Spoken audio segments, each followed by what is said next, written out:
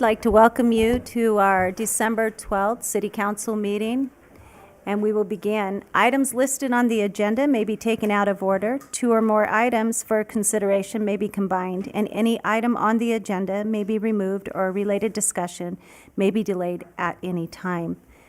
This meeting is now called to order, and I will ask Madam City Clerk for confirmation of posting and roll call, please. Thank you. The agenda was posted in accordance with Nevada open meeting law. Mayor Hardy is absent tonight. All other members are present, and Mayor Pro Tem Jorgensen will be chairing the meeting. Thank you. We'd like to welcome Pastor Ryan Carter to our City Council meeting. He'll be leading us in the invocation. If you could all rise, please. Father, we thank you so much for this amazing community that you've given us.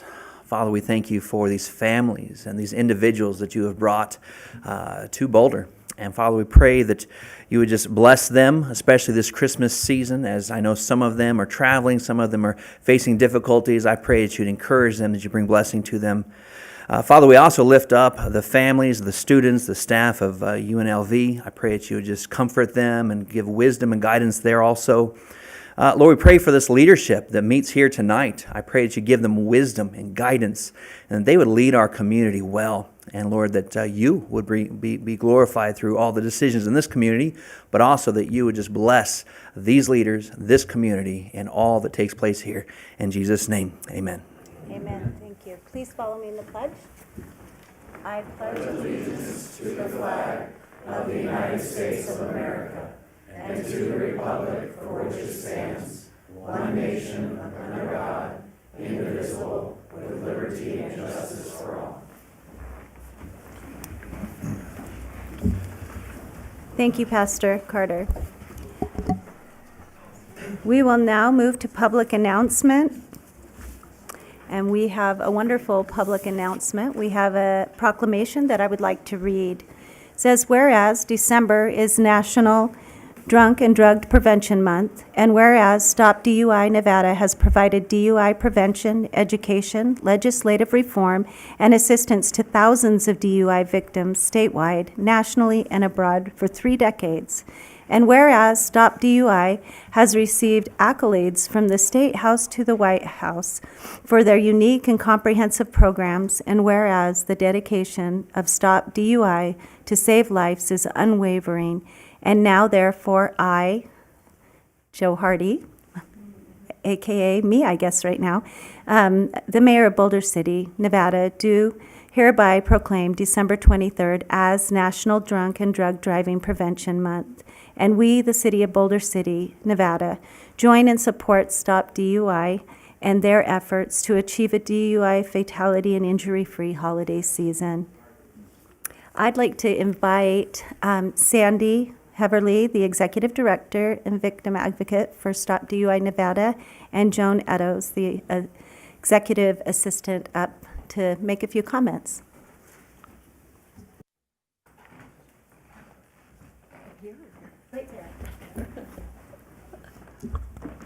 Thank you, Mayor Pro Tem, and on behalf of Stop DUI and the thousands of innocent DUI victims that we represent, we thank you so much for joining us in our effort to hopefully be able to achieve a DUI fatality and injury-free holiday season. I also want to say that on November the 29th, we posted 100 victim memorial signs along Kyle Canyon Road. 15 hours later, 2 of our troopers were taken from us. So it's very clear we understand why they were taken, who took them, and our work obviously is not done. But we know that we can make things better with the help of extraordinary people like yourselves who support our efforts, and we are truly, truly grateful for that. So on behalf of Stop DUI, thank you very much for this honor. Thank you. Thank you, Sandy, and thank you, Joan, and thank you for the work that you do to try to help us to make this a safer place for all of us. We really appreciate it. We would love to have you come up and get the proclamation. Let's go.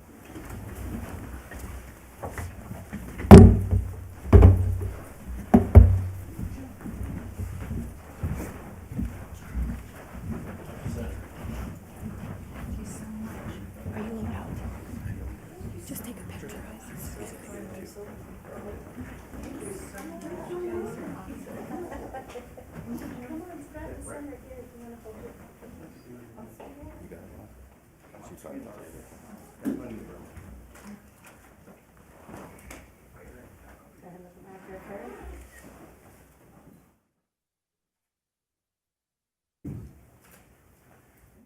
can take one right here. Sandy's asking for me to take one. Sorry. Thank you. One of the best law enforcement officers in the entire country right here. Thank you again. Thank you so much.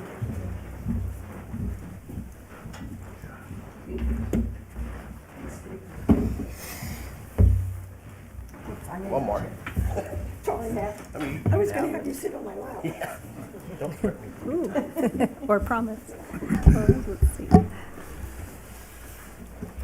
We'll now move to the public comment section. During this portion of the agenda, items must be limited to matters on the agenda for action. Each person has up to 5 minutes to speak on a specific agenda item. So if we have people who are here in the council room that would like to give public comment, you may come up at this time. And at this time, we may also have people who would like to phone in at 702-589-9629 to please phone in. So please come forward. Yes. State your name, and I think do we have a paper up there to write it?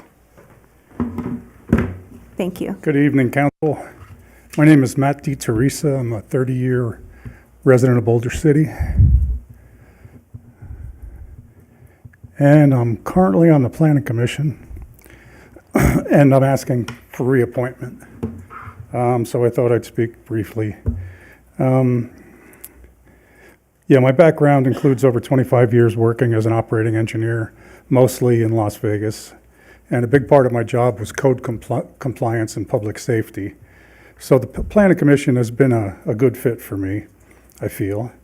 Over the last 4 years, the Planning Commission has functioned very well, and I think done excellent work. I'm impressed that they're all good people who take their positions seriously, and I'm proud to have been a part of it, and that's why I'm asking to be reappointed. And either way it goes, I'd like to give a big thanks to city staff, especially Susan Danielowitz, who is not here because she just retired. Congratulations. And their hard work and professionalism have made our jobs much, much easier. Thank you and good night.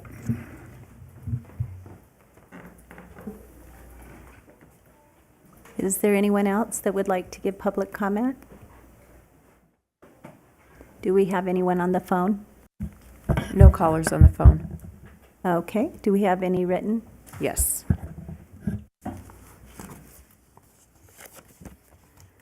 The first public comment was submitted by Michael Delormer. Agenda item number 10, I support Matthew DeTeresa for Planning Commission. I commented at the Historic Preservation meeting, and I felt that Matthew DeTeresa listened to my comments. Second comment is from Bryn Delaramore. I support Matthew DeTeresa's application for a reappointment to the Planning Commission. As a relative newcomer to Boulder City, my first encounter with the Planning Commission was in August 2022 when I spoke at their meeting in opposition to the Historic Preservation Ordinance. I appreciate Matthew hearing out and fully understanding the concerns of the community, my own included. I have since watched most Planning Commission meetings, and Matthew has researched each agenda item, asked thoughtful questions, and suggests helpful solutions. I feel it is important for the Planning Commission to be represented by a diverse range of Boulder City residents. It should include homeowners. Its members should be familiar with our municipal codes. It should be free of political influence. I believe Matthew meets all of that criteria, and I am recommending his reappointment. Next, public comment was provided by Linda Barnett. I support the candidacy and reappointment of Matthew DeTeresa to the Planning Commission. We owe Matt a debt of thanks for having served these past years as a quality member of the Planning Commission and for his exemplary attendance and dedicated service. It would only be right to reappoint Matt to the Planning Commission as he's earned our thanks and trust. Next comment was provided by Charm McElray, As a resident of Boulder City, Bill and Charm McElroy would like to go on record in support of reappointing Matt DeTeresa for the Boulder City Planning Commission. Next comment was submitted by Lois Donat. I support Matthew DeTeresa to be reappointed to the Planning Commission. I believe Matt has provided very professional input while being on the Boulder City Planning Commission. Next comment was submitted by Deborah Finnegan. Please reappoint the incumbent, Matt DeTeresa, to the Planning Commission. These past 4 years, Matt has shown to be conscientious, and his commitment to serve on the board and adhere to a structured meeting process is a good fit for the board. I appreciate his experience and transparency. Next comment was submitted by Kathleen Kimball. I support Matt DeTeresa's reappointment to the Boulder City Planning Commission. And the final written comment was submitted by Amanda Farrar. I'm writing in regards to the Planning Commission. I feel strongly that our city will only benefit if our neighbor Matt DeTeresa is appointed to continue the great work he has done with the Planning Commission. I am asking you to reappoint him to the position and ask you to support my request with your vote. Thank you for your consideration. That concludes the comments. Is there anyone on the phone at this time? Anyone else in the chambers who would like to give public comment? Come on up. Thank you, Madam Mayor Pro Tem. Council, my name is Victor Miller. I won't say how many years I've lived in Boulder City, but a few. I serve the city as municipal judge, and I wanted to comment regarding the person be recognized today as for the Bill Andrews Award. This person is wonderful, servant to our community. He serves in many ways, one of which is very helpful with our drug court, and because of Mr. Chapman, we would not have, probably wouldn't even have a drug court. He provided the very means to and the incentives to get it going. So we appreciate he, as well as the Sunrise Rotary, and every other week he is there at our drug court, supporting the participants of the drug court. And if you'll notice in the back of the auditorium today, we have those participants here to support Mr. Chapman. Thank you. Thank you.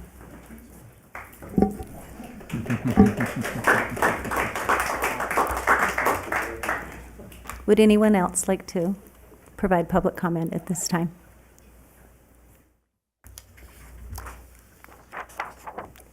If not, we'll move on. We'll move on for possible action, approval of the regular agenda. City staff, do we have any changes?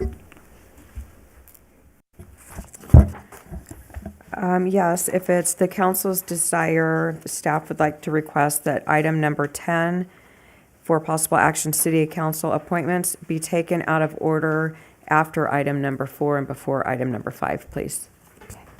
Okay. Council, is there any changes to the regular agenda? No. No? Do we have a motion? Move to approve regular agenda as amended. A second? Second. Moved and seconded. All in favor? Aye. Aye. Thank you. We'll now move on to the approval of the consent agenda.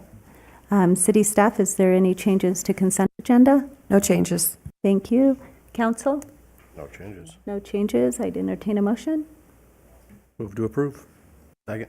It's been moved and seconded. All in favor? Aye. Aye. Thank you. So with that said, we will move on to item number 4, which is a presentation of the 24th Annual Bill Andrews Award. And as Judge Miller just mentioned, the recipient of this is Doug Shepman, and it's so nice to see his family here, because behind every great man is a great family, typically supporting them, and woman. It just, it's a support network that helps us become who we become.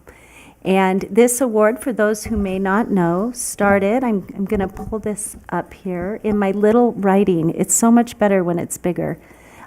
So that we could celebrate individuals who make a difference in our community. And we received nominations, and then voted. And Doug Shepman is one of those great people in our community that is the recipient of that. And I did kind of warn him that we would love for him to come up and share what he's had the opportunity to do living here in Boulder City, and the impact that it's not had only on our community, but yourself, if you would.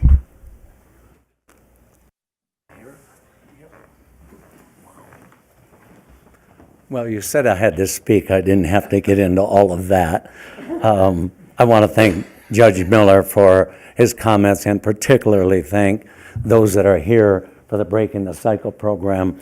You know, such a passionate about that program and stuff, and I know they're in the middle of the meeting, and I've got to go attend the meeting right after we get done here, so I'll keep it short. But in essence, I understand what you do to make this community better. We love Boulder City. I think it's probably the best small town in America. And there's a flight to small towns we see because of that quality of life. So everything that we can do and you can do to make that better, that's why we do what we do. So I thank you very, very much for this award. It means so much. I don't do it, obviously, for recognition. I do it for the love of our community, and I appreciate all that you've done. So thank you.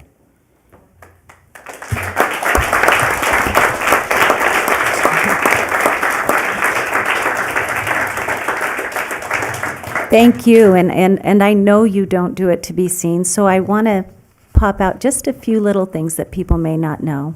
It's that every graduating Boulder City High School student since the late 90s can thank Doug Shepman for the Boulder City High School Senior Overnight Party.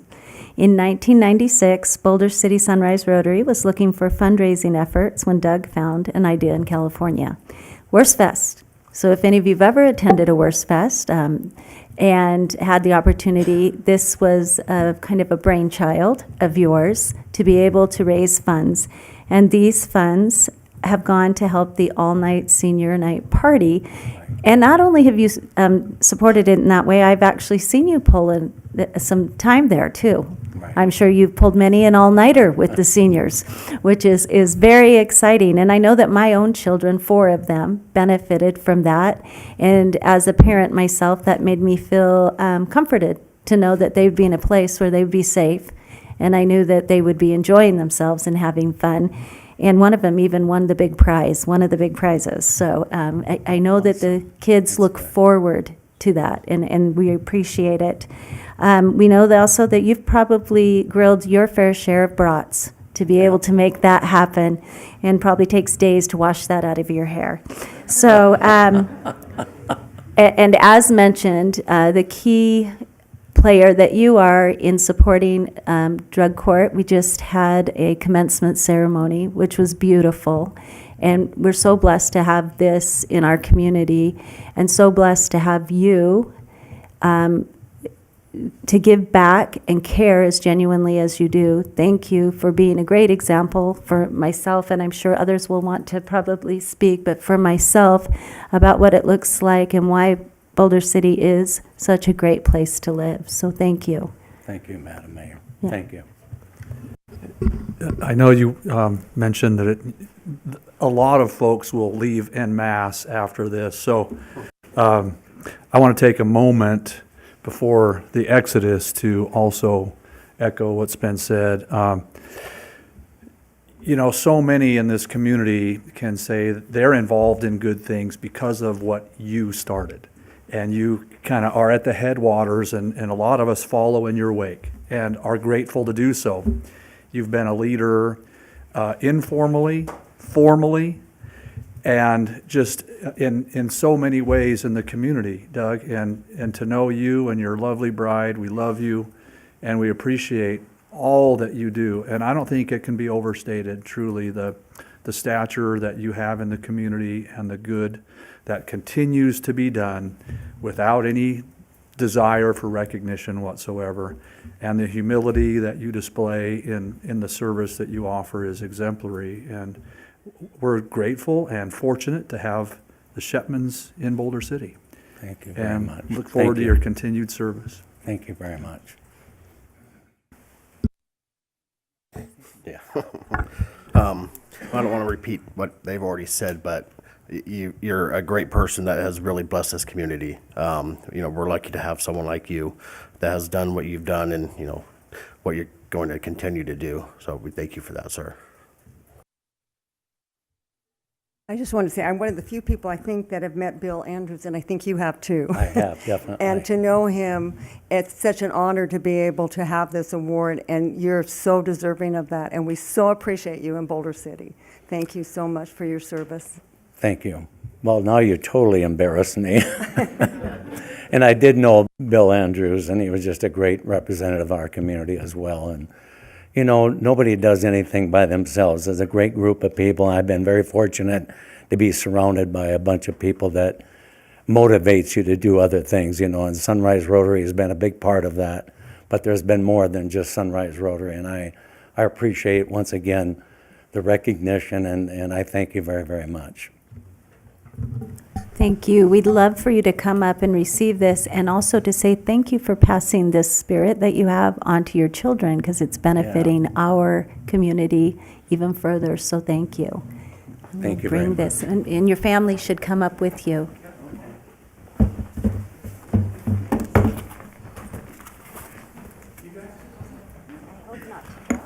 Don't drop it. No, I know, it's a lot of pressure, or get Are we giving them the case too? Okay. stand near you, Roger.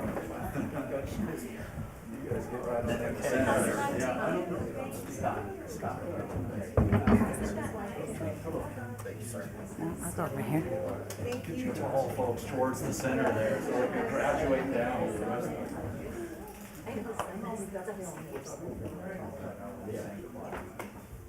Would you like to come a little bit that way? Right there, good. All right, everybody smile.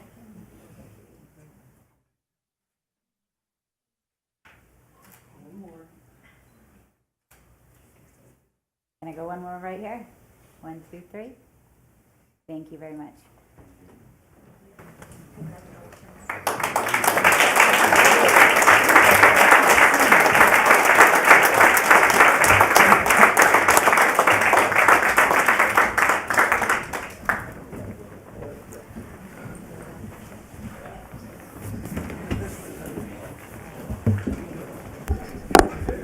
I believe this is the mass exodus in which Council Member Walton was speaking of.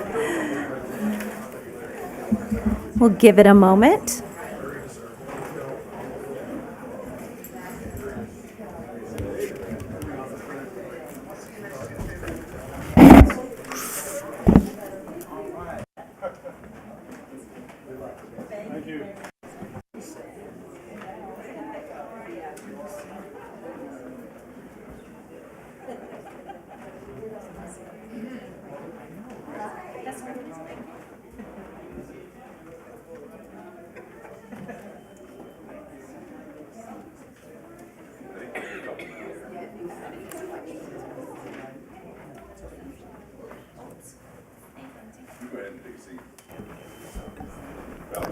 Okay, thank you. We'll resume with the change in the agenda for item number 10. Item number 10 is possible action for city council appointments. Madam City Clerk, would you like to introduce that for us? Yes, thank you. Tonight, for possible action, City Council appointments to the Planning Commission and Parks and Recreation Commission. 2 positions are needed for each board. They serve 4-year terms. Planning Commission, we have Beth Bonner. She's been a member since 2019, and she's interested in reappointment. Matt DeTeresa has served on the Planning Commission since 2019 and is interested in reappointment. There are also several volunteers in your packet who are interested as well. Parks and Recreation Commission, they also serve 4-year terms. Scott Hinson has served on the board since 2018 and is interested in reappointment. And Dr. Valerie McNay has served on the Parks and Recreation Commission since 2021 and is interested in reappointment. And as the same for the Planning Commission, the Parks and Rec also has numerous volunteers, and their applications are in the packet. Thank you very much. I think we'll proceed by starting first with the Planning Commission. We have 2 positions available, so what we'll do is take nominations for the first position, and then we'll move to the second for the Planning Commission. So are there any nominations for Planning Commission, first position? Yes? I'd like to nominate Beth Bonner. Okay, Beth Bonner has been nominated. Are there any others for this position? Okay, seeing none, then Beth Bonner will be appointed and serve the next 4 years. You're welcome, Beth. Okay, we'll now open the second position for the Planning Commission. Do we have any nominations on the floor for Planning Commission position number 2? I'll nominate Matt DeTeresa. Okay. Do we have any other? I'd like to nominate Justin Gallagher. I think I said that wrong. I think that's correct. Okay, good then. Do we have any others?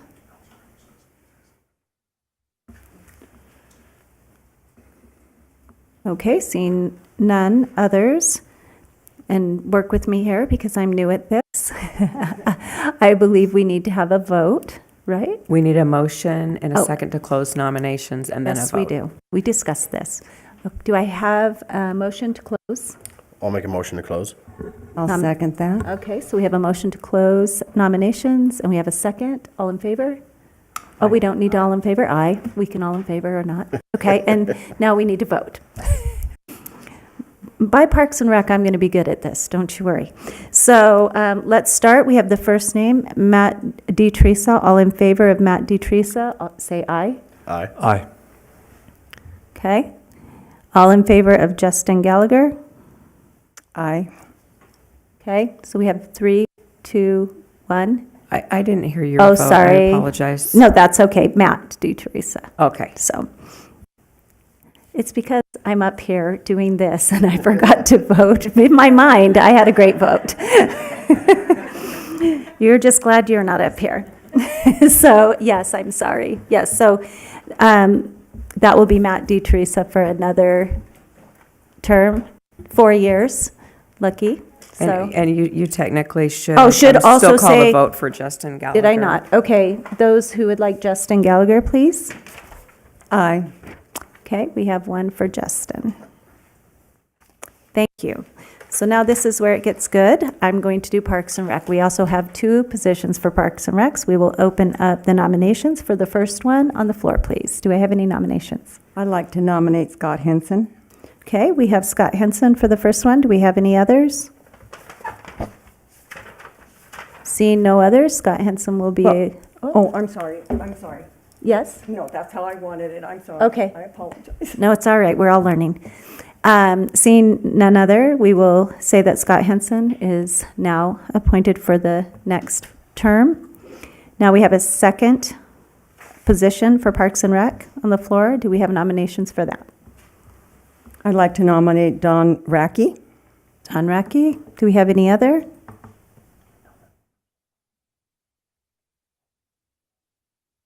Okay, seeing none other, Don Racky will be put in for a 4-year term for Park and Rec. Okay. That concludes that portion, number 10. So we will move back to item number 5, where we're going to have a presentation from Dr. Deanna Jasklowski. She said I could say Dr. J, and that's a great name too. You know it is. And so she's our Regional 3 Superintendent. She's going to provide an update on Clark County School District's Boulder City Municipality report. Thank you. Thank you. Good evening. Again, Deanna Jaskolski, proudly serve as the Region 3 Superintendent, which supports Boulder City. Here for the municipality update. I do, as part of the presentation, have the status update. The Nevada State Board of Education adopted a regulation that details the state superintendent may provide a notice of noncompliance if a deficiency is found. There are no outstanding notices of deficiency. Moving on now to celebrations. So at Mitchell Elementary School, We have 94% of Mitchell Elementary students showed growth in MAP since the beginning of the school year, and 87% showed growth in their reading skills. Their students had the honor of Garrett Junior High School and band concert on the 4th, and their kindergarten students successfully read and listened to clues to find the gingerbread man on the annual scavenger hunt. Second grade students and teachers and our music teachers have been perfecting and sharing their holiday concert for their schoolmates, the senior center, and their families.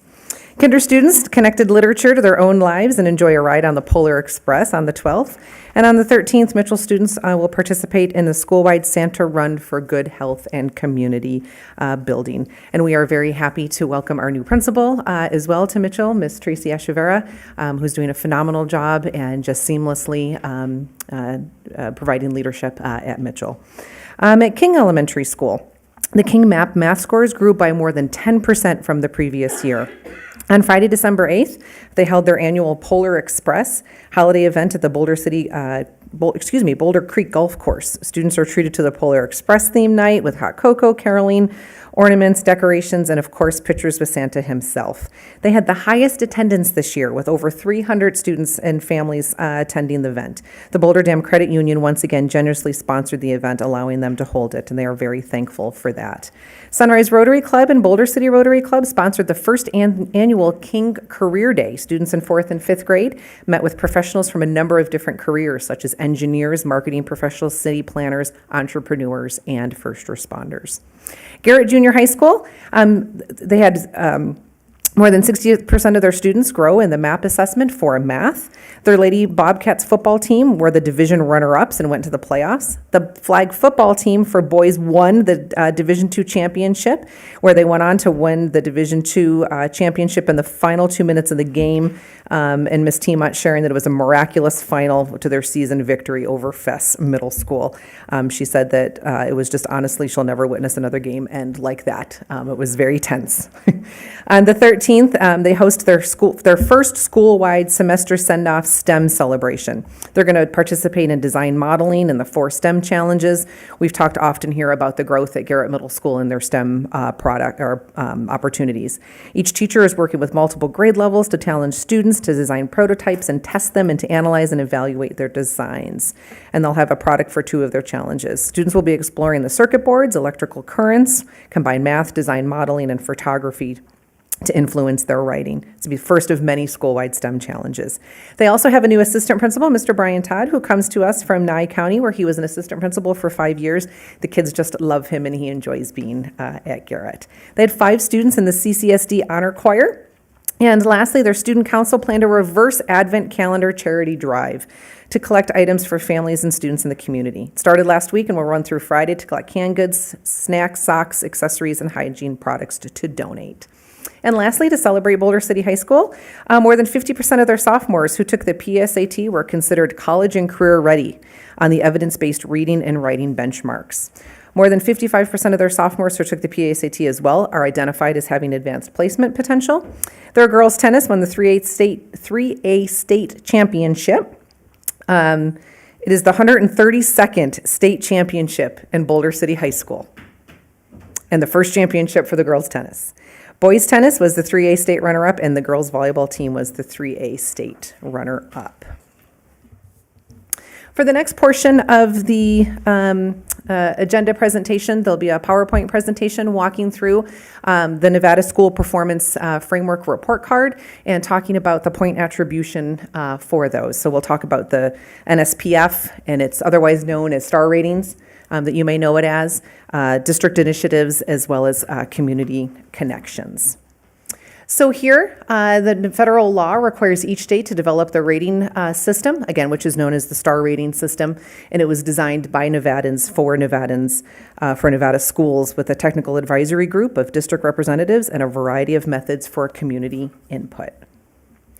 To give a background and history in the last couple of years of the NSPF and the STAR ratings, the last official release prior to last school year was the 2018-2019. Because of the COVID pandemic. The STAR ratings were paused for the 1920, 2021, and 22 school years due to the accountability waivers because of the COVID pandemic. The districts and the Nevada Department of Education engage in an extensive validation process from July through August, verifying the results, the student demographics, and additional data collection. The Nevada Department of Ed released the ratings for this past school year, the 22-23 school year, on September 15th. Previous results are available on the Nevada Report Card website, which is shown here on the slide. So what I'm going to do in the next few slides is just talk about how do those star ratings developed and where do the points come from for each of the levels, elementary, middle, and high school. So you'll see here in regards to our elementary school, so it's different for each, and it has different measures for each grade level. The elementary school framework, as you see, is composed of 5 indicators. They're outlined in the larger blue boxes, which include academic achievement, growth, English language proficiency, closing those opportunity gaps, and student engagement. And as you see, each indicator includes one or more measures that contributes to the overall point value. For elementary schools, as you see in the first blue box, the academic achievement is worth 25 total points, and it includes combined or pooled proficiencies in mathematics, English language arts, and science. And additionally, you see that measure for grade 3 English language arts proficiency, and you may also know that as read by grade 3. The growth indicator in that second box is composed of 4 total measures, with 2 from each subject, as you see, for math and English. The measures include the results of the median growth percentile of grade 4 and 5 students in math and English language arts, and the percentage of grade 4 and 5 students meeting or exceeding what their adequate growth percentile is. The English language proficiency indicator in the third box is composed of the 1 measure. The measurement is specific to student performance on the state English language proficiency assessment, evaluated as the percentage of students that meet or exceed the growth to be proficient in English within 5 years or the end of 12th grade. Both growth indicator and English language proficiency indicator utilize a measure of what we call adequate growth percentile. Adequate growth percentile, or AGP, are used to determine if a student is on track to reach or maintain that proficiency. So in order to determine if a student is making adequate growth, a baseline assessment is given, typically during kindergarten for English language and 3rd grade for math and ELA, or the first year that they're in Nevada and they're tested in Nevada. Based on that initial assessment, a growth target is then made, and an adequate growth percentile is calculated to determine how much growth a student needs to make in each year to maintain or reach that proficiency level. The adequate growth percentile for Smarter Balanced Assessment, which otherwise is known as the SBAC or the state test that you may hear, it identifies how much a student needs to grow in math or ENA in order to maintain that proficiency. And an AGP for the WIDA assessment for our English language proficiency identifies how much a student needs to grow in order to achieve proficiency in 5 years or by the end of 12th grade, whatever comes first. So here it's really about the growth percentile. We want to know how long it's going to take for our students to grow, and we want to measure that against similar students. The closing opportunity gaps is composed of 2 measures, one for each subject area of math and language arts, and the measure is specific to the percentage of non-proficient students meeting adequate growth. So we want to make sure that our students that are non-proficient are becoming proficient and closing that gap as they move through their academic career. And that final indicator that you see is of chronic absenteeism, which we spoke quite a bit about here. Chronic absenteeism measures the percentage of students that missed 50% of the day or more than at least 10% of their enrolled days. Students included in this measure must be enrolled in school for at least 91 days. So that's our elementary. We move forward to middle school. It's very similar to the elementary framework with the following changes. Academic achievement removes the measure, of course, of read by grade 3, but remains worth 25 points. And that growth indicator is reduced to a total of 30 points, as you see, but includes the same measures as applied to grades 6, 7, and 8. The English language proficiency and closing the opportunity gaps in that 3rd and 4th section remain unchanged. And then the student engagement indicator is increased to 15 points overall, and adds 2 additional measures. The percentage of students with academic learning plans, working with their counselors and their educators to ensure that they're on track, and the percentage of 8th grade students that are credit sufficient to be on track for high school. And then lastly, we have our high school. There are different indicators for the high school framework, as you see, including academic achievement, graduation rates, English language proficiency, college and career readiness, and student engagement. For academic achievement, there are 3 measures as a separate reporting of mathematics, English language arts, and science proficiency rates. The graduation rate indicator replaces the growth seen in elementary and middle school. The graduation rate indicator is worth 30 points and includes two measures. The first measure is four-year adjusted cohort graduation rate, and the second is the extended five-year cohort graduation rate. English language proficiency remains the same from the prior two that we reviewed.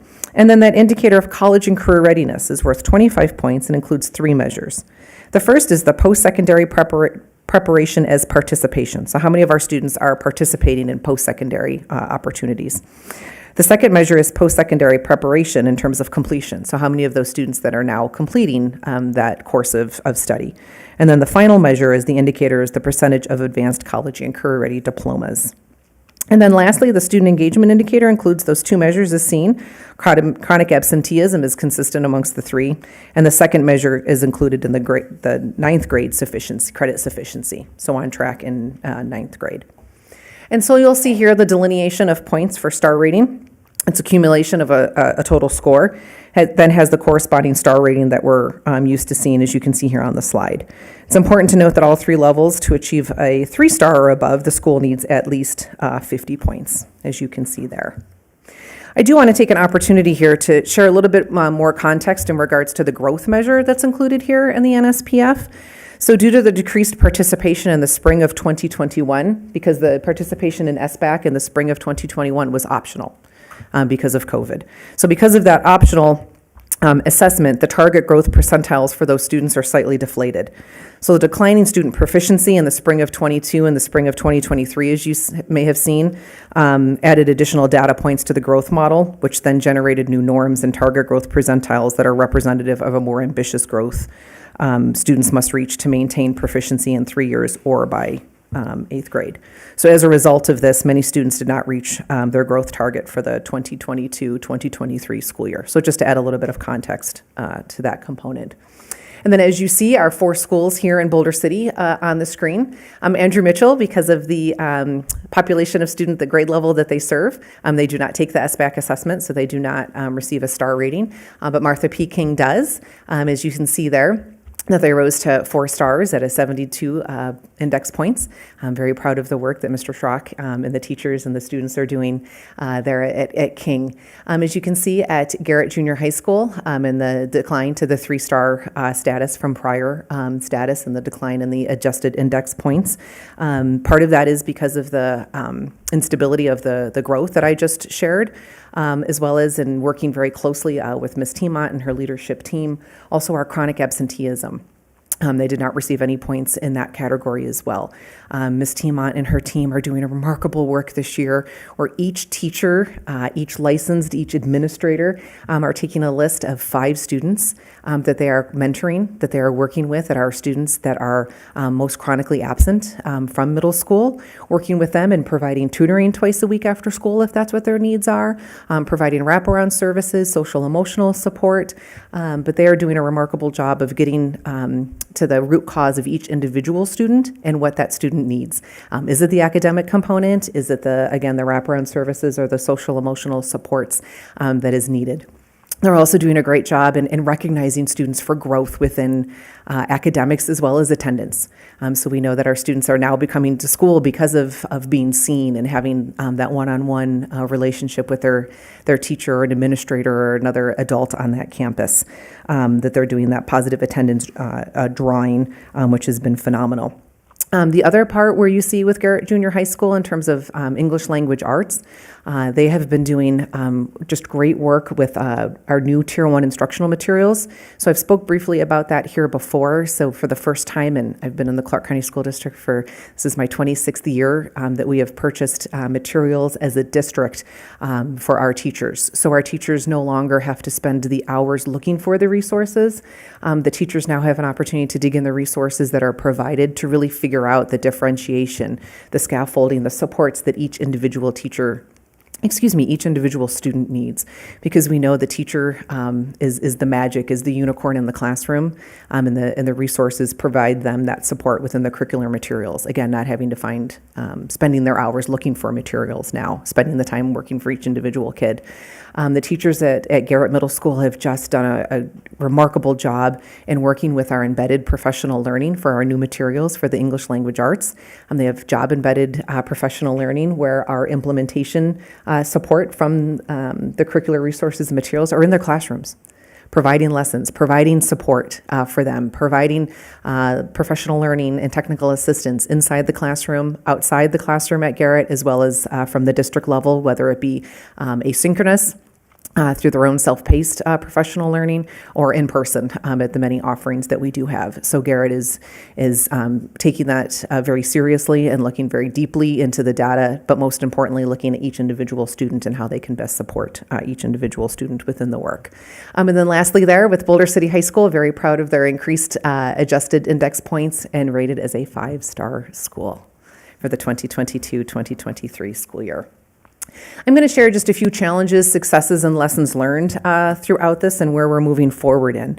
Inconsistent implementation of that Tier 1, that baseline instruction in the classroom, and then what Tier 2 and Tier 3 being that those supports for that individual student. So inconsistent across the district. Again, as I said, with the investment of the federal dollars, $777 million providing for those resources for the Tier 1, Tier 2, and Tier 3. Leading into the second challenge there, that the delayed adoption. So the way that the adoption process worked is that we wait on the Nevada Department of Education to adopt the curricular materials, and then we go through our process. So because of the delayed process with the Nevada Department of Education, unfortunately, materials arrived on our campuses the week before school started, a couple weeks before school started. I'm proud to say that our teachers are doing a remarkable job with those challenges of just receiving materials right before school started. The third piece on there, again, is that inconsistent implementation across the district of those instructional materials. We've talked here before about the shortage of high-quality educators as a system within the district, and then the contribution of chronic absenteeism to student achievement. I am happy to say, with the recent data that we've seen in terms of chronic absenteeism, that those numbers are declining, that our students are coming to school more regularly and more consistently due to the partnerships with our cities and our schools and our families. And then lastly, as a reminder that our students in grades 3 to 5 now were our kindergarten and grade 2 students during the COVID pandemic. That's my 4th grader, so I live that every day with my Grace. Successes, what we've had, the implementation of the science of teaching reading. We know so much more about the science of teaching reading, and as a system has provided professional learning to support our teachers in the primary grades in K1 and 2 to best understand how our students learn to read, and then to support our teachers in 3, 4, and 5 when our students may not have had that prior to that. Educators now have standards-based materials that are culturally responsive and scientifically proven. And professional learning, as I shared, has been provided, job embedded, as well as focusing on teaching and learning cycle and collaborative meetings within PLCs for our teachers. And then lastly, I'm in the region office. So myself and Mr. Gerzon, who supports Boulder City High School, we have monitoring tools that we work with the principals, that we go into a classroom and we say, okay, what is happening? How can we best support? Where are the areas that we need to provide maybe some more professional learning we can collaborate on now that we have common resources and common tools to do that work? And then finally, here are lessons learned, that we know that full academic recovery, as we've seen here locally and nationally, is going to take time. It's going to take that multi-year effort, and we're on our way. District instructional systems and structures that are necessary, and implementation of those intentional monitoring tools and coaching opportunities, as I shared, and that high-quality standards-based Tier 1 materials that I've talked so much about here recently, and then implementation of those instructional systems and structures with ongoing job-embedded coaching. And as an educator, there's nothing better than having somebody in your classroom with your students, helping you along the way. Next here, you'll see just our next steps. We're continuing working. That's okay. I'm like, I don't have music in the presentation. At least I didn't think so. Next steps, monitoring that Tier 1 instruction, talking about MAP growth, with I'll come back and share those results, utilizing the materials and the customized learning pathway. So you may hear, if you have children in the district, talking about Exact Path or Edmentum, and it meets the students at their own individual needs. Expanding through the differentiated school support framework. So those are our schools, not here in Boulder City, but for a larger context, that are 1-star, downward trending, and chronically underperforming, and the work we're doing to support them across the district. Enhanced ability to monitor the implementation with those look-for tools that I talked about. Using the professional learning community monitoring tool to support, which is our collaborative meetings with our educators. And we're providing in a high level, again, that we have not done in years, to engage our leaders, strategists, and educators in professional learning and systems and structures. Continuing to monitor and providing professional learning on coaching. And then lastly here, we've talked a lot about what's happened in terms of the attendance and the support provided for each of our individual students and families, what they need, and just very thankful for what you do here as a community in Boulder City to provide the care, the basic needs, the safe routes, and partnering with us in the Everyday Matters campaign in the Clark County School District. With that, that concludes the presentation, and open for any questions that you may have. Thank you very much. Do we have any questions that we would like to start with? Okay, Councilwoman Booth? Reading through this, the chronic absenteeism, I was kind of surprised even about Boulder City stats, but as you sit back and you talk about this, what do you think the reason for it? Because it's so high. Thank you, Councilwoman Booth. That's an excellent question with so many different factors in that. When I was talking to Mrs. Timont recently, we talked a lot about the anxiety in school. That our students, again, that were online for their formative years of instruction with writing instruction and reading instruction in grades 3 and 4, and that the skills that they may need more assistance on and that they feel that they don't have. And so the further that they become behind, the harder it is for them to catch up. And so again, what we're doing is looking at each individual student here, and in particular at Garrett, to understand each kid and what they need. So is it the tutoring that they need because they didn't have the strong skills that they needed because we were learning virtually? Is it because of that anxiety component that we can provide support through our counseling, through our small groups that we have? And some of our families are struggling to meet basic needs as well. We've had families that are using their middle school and high school children for babysitting for their younger siblings. When they have to work because they don't have the opportunity to call in because they don't have their frontline workers, so on and so forth. So there's so many different factors. But what I'm so proud of the work that's happening here in our 4 schools in Boulder is that they're looking at each individual student and figuring how to meet their individual needs. That was a great answer, thank you. And my last one was in reading this about Boulder City student behavior, which seems to be up across the board also, if I look at all these. But is this 69 students in Boulder City that you had problems with, or is that's not a percentage, so that's 69 students? And why do you think behavior is up so high? Great. Again, another excellent question. I'm pulling up that specific report that we've seen. Page 7. Yep, thank you. What we've seen, across and this was last year's data as well. So just as a point of clarification, that what we have seen is students struggling to regulate their behavior in terms of reaction. We see that standing in line at Target with our adults. We see that driving down the road, unfortunately, a lot of times in terms of adults having challenges self-regulating as well. So we are seeing that with our students, that something that would have been a minor interaction in a hallway or a minor interaction in a class would have stayed minor. But now, because of the level of dysregulation and challenge that so many are experiencing, children and adults alike, that we're finding that there's an increase in behavior. Again, the beautiful thing to support here in Boulder City is the wraparound services that are provided. So if our students are out of school for suspension, what that looks like when they come back with our impact teams to ensure that we're meeting the needs of the individual student, because we want them in school. We don't want them, out of school on suspension or any type of behavior consequence. And finally, I just wanted to say... Can I just jump in real fast? I just want to say thank you for the update, and I actually have to leave to attend my son's 7th grade band concert. Yay! Enjoy. I want to say thank you to all the teachers for bringing our test scores up and our grade levels up in Boulder City. So that, to me, was amazing to see that we've had progress there and going in the right direction. So thank you. Thank you. Yeah, Councilmember Welton. If you please, thank you. Thanks for the presentation.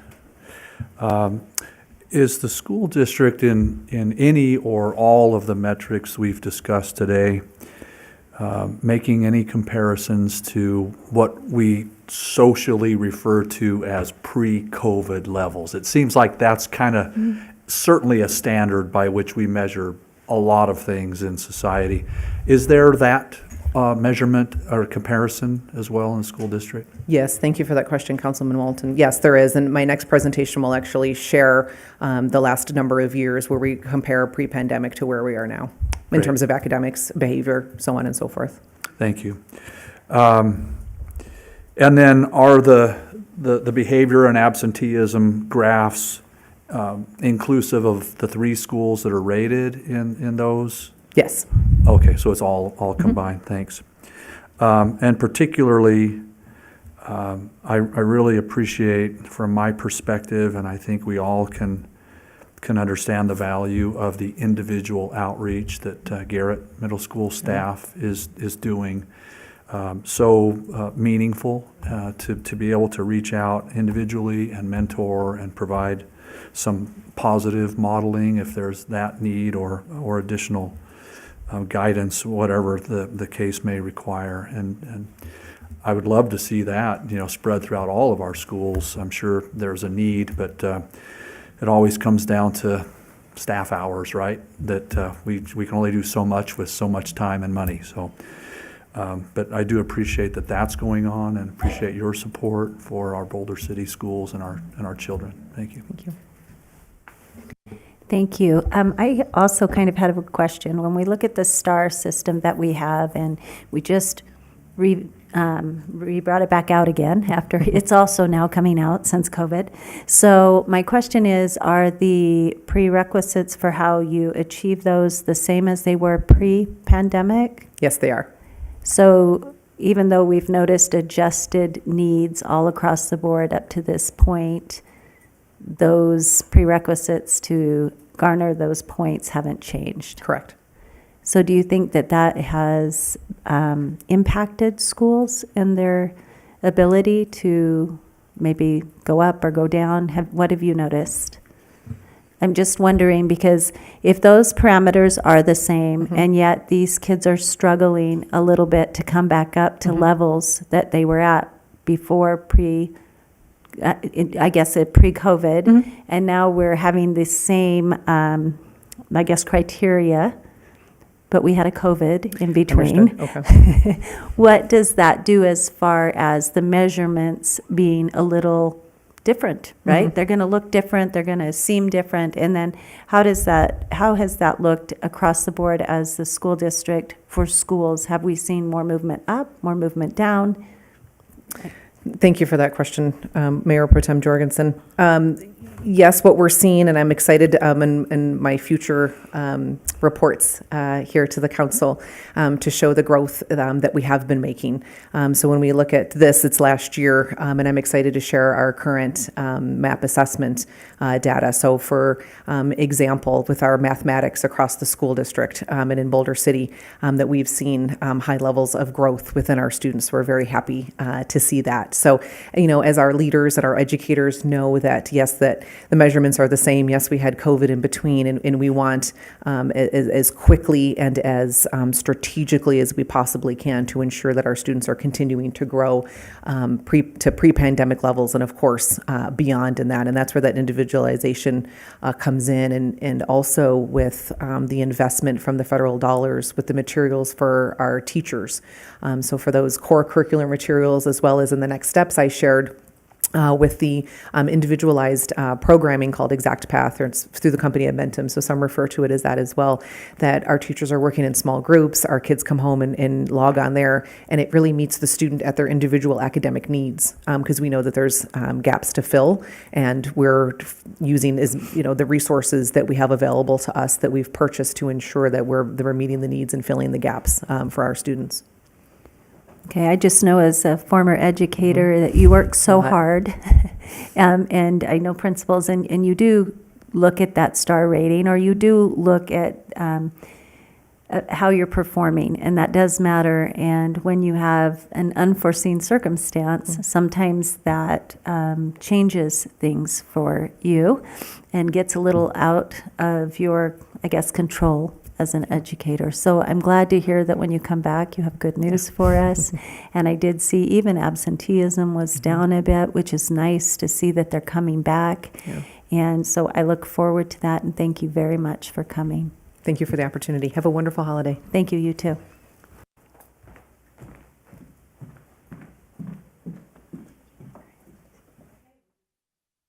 We'll be moving on to item number 6. We'll have Joe Stubitz, our utility director, come up and introduce for us. Thank you. Good evening, Madam Mayor Pro Tem, council members. Boulder City has been an associate member of the Nevada Rural Electric Association since 2015. In my brief time here with the City of Boulder City, I've watched the Executive Director, Carolyn Turner, under her leadership, add the Valley Electric Association as a general member. Just watched her lead that organization successfully, and it's just with great pleasure that I introduce her for presentation regarding general membership for the City of Boulder City. Thank you.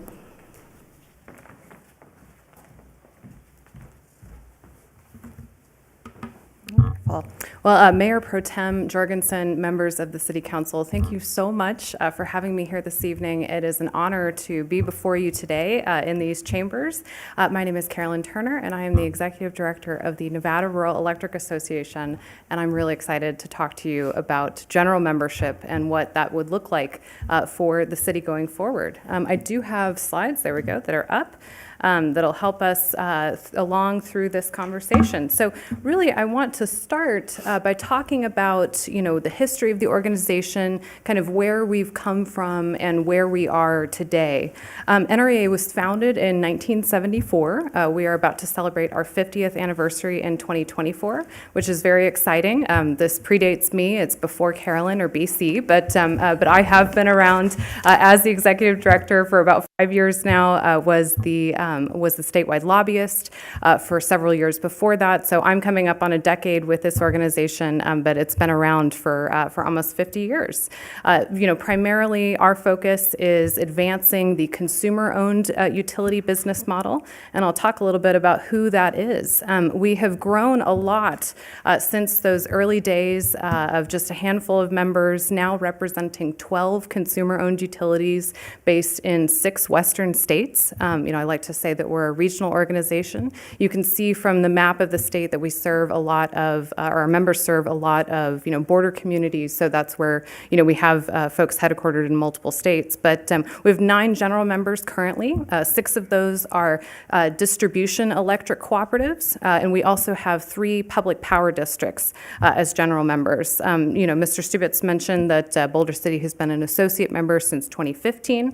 We also have 2 generation transmission cooperatives that are associate members as well, that are providing power supply and transmission services, as opposed to that distribution level utility that has a relationship with the consumer at the end of the line, if you will. We have 3 different models here, if you will, electric cooperatives, public power districts, and a municipal system. But all of those together we like to refer to as consumer-owned utilities. The point of reference for a lot of folks in the world is going to be an investor-owned utility, the operating, with a much different ownership model. But, really, as I'll touch on later, we think it's an asset to have, the people of your community own and operate their utility. These folks have all banded together under the banner of the statewide, under NREA, because, as we like to say, we're more powerful together. To that end, the statewide is also a member of several organizations that operate on a regional and national basis. We are proud members of the American Public Power Association as well as the Northwest Public Power Association. So we're very, tied into issues that municipal and public power systems face.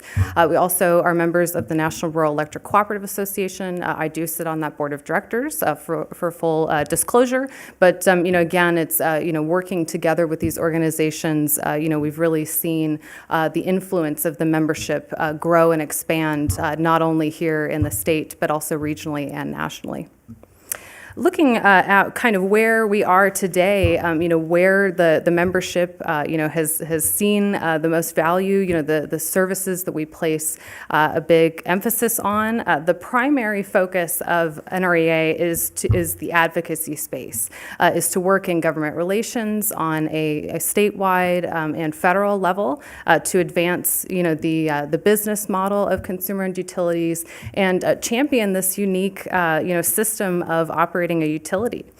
Whether we're talking about a co-op or a municipal or public power system, like I said, it really is an asset for the people of the community to own the utility and to dictate, the decisions that are being made, how things are run. So my focus on a day-to-day is always first and foremost to be to maintain that local authority and decision making. In a body like the City Council or a board of trustees, a board of directors, there are a couple different variations of that, but that's the primary focus and of the things that we're doing every day. I think that, really the most important thing to emphasize is that working together as a statewide allows us to be an influence amplifier. Each of the members on its own, advocating its interests, may struggle to achieve, some of those goals just because of economies of scale. There's a lot going on in the legislative process every day. Certainly, Mayor Hardy can attest to that. I lobbied him for many years, so he saw my face in his office quite a bit. But there's so many different folks up in Carson City, back in DC, and it helps to work together as an organization to really socialize some of those issues and make sure that that the voice is there. You can see here a picture of our Public Power Day at the legislature this year. Mr. Stubitz is in the picture, although I couldn't find him right before I came up, so you'll have to dig. It's a little surprised in there somewhere, but we had almost 50 people with us in Carson City, quite the presence, really exciting, and a couple of legislative wins that I'd like to highlight in the past several years that I think Boulder City and all of our members have seen some benefit from. The largest was in 2019. We did ensure that big hydro, over 30 megawatts, is considered a renewable energy resource in the state of Nevada. Previously, it was excluded, so you couldn't count big hydro towards your renewable portfolio standard requirements, and changing that law made a big difference both here in southern Nevada with the Colorado River, but our members up north that receive power from the Bonneville Power Administration on the Columbia River system as well. So that's probably our biggest in the last couple of years, but just this 2023, this past session, we're able to pass a bill working with a broad coalition of stakeholders to ensure that there'd be increased penalties for assault and battery of utility workers. We've seen a huge increase, a spike in these types of attacks in these last few years. The previous presenter mentioned, personal regulation and behavioral problems, and there have been issues with that, with utility personnel and with utility infrastructure. So that was a good win for us this year. And then 2 sessions ago, the Regional Transmission Coordination Task Force was established as part of efforts to have Nevada join a regional energy market in the West. It's getting a little in the weeds, but a big piece of our advocacy for that piece of legislation was ensuring that the membership had a seat at the table as these conversations go forward. So again, it's a very niche focus area, but a really rapidly evolving industry, and it's important to have to work together to achieve those legislative goals. In addition to the advocacy efforts, NREA provides our members with a number of different networking opportunities and ways to achieve personal and professional development throughout the year. You can see our highlights listed here, but Boulder City has been very engaged in these events. Certainly I've worked with a number of different utilities directors, but Mr. Stubitz has been very engaged, as has his staff. You'll see. So this photo don't quite have that same Easter egg in there, if you will. The Boulder City table of this group was right to the left of where this camera lens cuts out, so you can't see them in this group. But this is from our best practices workshop this year. It's our annual engineering and operations conference. So this is a room full of predominantly linemen who are there to learn from one another, to tackle complex issues and find creative solutions. So so saw a lot of support there. Mayor Hardy gave the opening remarks at our annual meeting this year in Henderson, which was wonderful to see him.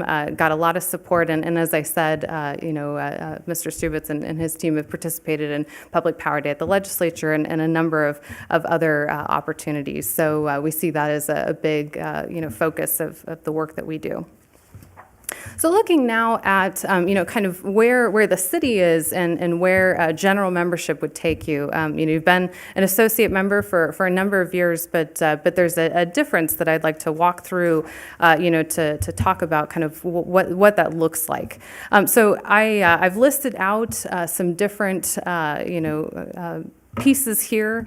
You can see that all of our members get a listing in our annual membership directory, event registration discounts, but our general members also get some education and training discounts, communication support, statewide strategy development, and voting privileges. And really the way that I like to boil this down is our associate members get information and our general members get influence. So the main thing to take away is that, the city council by approving general membership or looking to join the association as a general member would have, a representative at all of our board meetings, would have a say, a voice, and a vote as we develop our 2025 legislative advocacy platform, and a number of other important pieces where, it would be valuable, I think, both ways, certainly to me, to hear more from the city council about where you want to see this industry go. What types of priorities are your focus? This is a very dynamic space.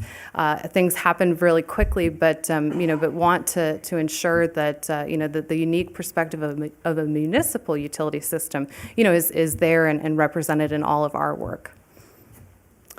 And with that is the conclusion of my presentation, but I would be happy to take any questions if you have them. Thank you very much. We appreciate it. Are there any questions? Kind of questions, if you will. When you went to the slide that the top was titled Advocacy, and you listed the legislative wins. As I look at this, we're, as part of this, if you look for the Where's Waldo, I found him, by the way. Oh, good. So, we think, okay, the increase in cost is significant, right? And where's our return on investment? We often want to, look for that. But as I look at just those few legislative wins, we probably could extrapolate out some financial benefit in the way that our power is bought and sought and distributed within the communities. Is that a fair statement? Would you? Certainly. You look at the increasing costs associated with supply chain constraints, with regulatory burdens, et cetera, with all of these challenges that the utilities industry faces. And I'd like to think that we're on the right side of trying to prevent some of those costs getting to the end consumer. It's, like I said, a really unique business model. All of our members operate on a not-for-profit, cost-based, service model. And it's important to keep those costs low. We talk about quality of life in small towns, and I certainly think that that's an important component to it. So, looking at those legislative wins on the statewide level, I think is appropriate to make that statement. We've also done a lot of work on the federal level. There's billions of dollars available through infrastructure funding, et cetera. Would like to drive as much of that to, small town Nevada as possible and to these communities. So, yes, I definitely think that that's a fair statement and appreciate you making it, Councilmember Walton. Thank you. Yeah, I appreciate the presentation and the enlightenment on the Nevada Rural Power Group and Rural Electric Association, I should say. And thank you for your presentation. That's all I have. Thank you. Any other comments? Do you have what's on the horizon that you would like to go to the next legislative session? to? Oh, boy. Yes, I do have my wish list. Ideally, we would see, more direct funding for consumer-owned utilities. What has happened in the past tends to be that monies are set aside and allocated by the legislature with very high matching requirements. There's a lot of different types of projects. In a big part of the state, wildfire mitigation is a focus.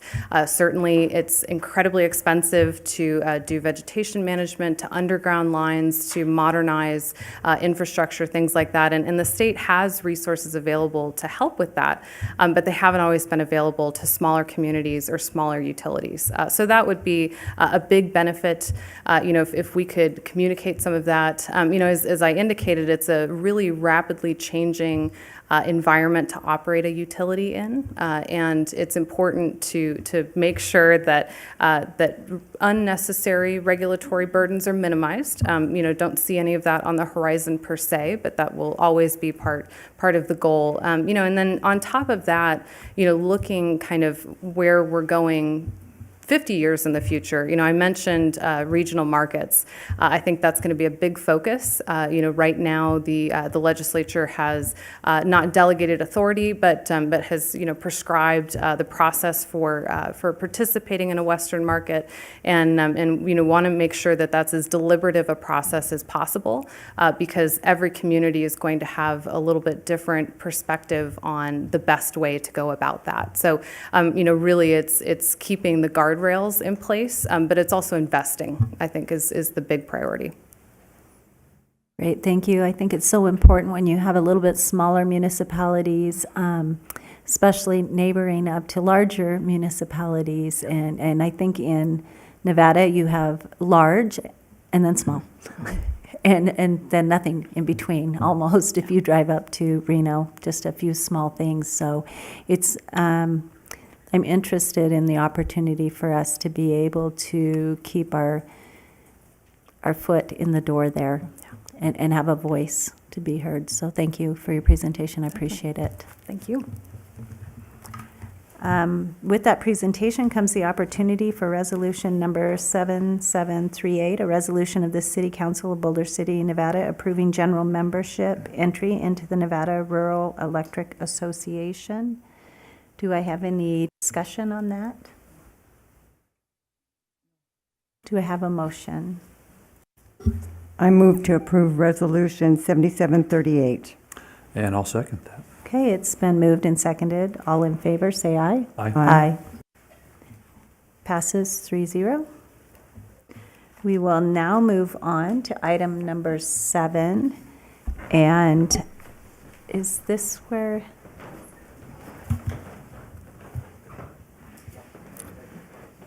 Okay, we'll first have the report by Cynthia Sneed, and appreciate your coming to tell us a little more. Okay, thank you.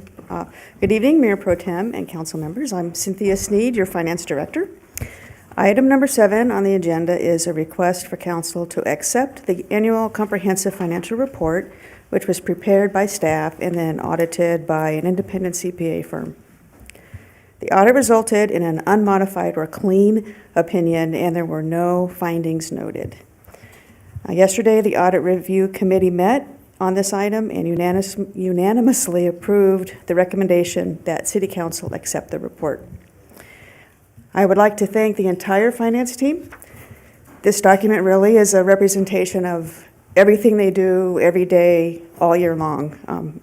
All culminates into this document. And I also want to give a special shout out to Kyle, who's over here. He's our accounting manager. He's really did the heavy lifting to get this thing put together and live through the audit. Over my career, I have personally done this project more times than I have fingers to count on, and I know what a huge heavy lift it is, and I really appreciate his taking the lead on the project. Wonderful, thank you.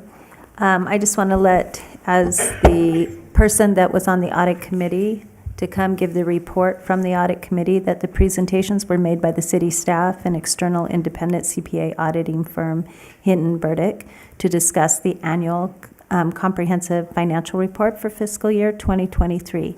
The auditors, as you have said, gave the city a clean audit opinion, and there were no findings reported. The committee voted to recommend that the city council accept the financial statement audit and annual comprehensive financial report for the year ended June 30th, 2023. The committee also recommended exercising the option to extend Hinton Burdick's contract for one last year.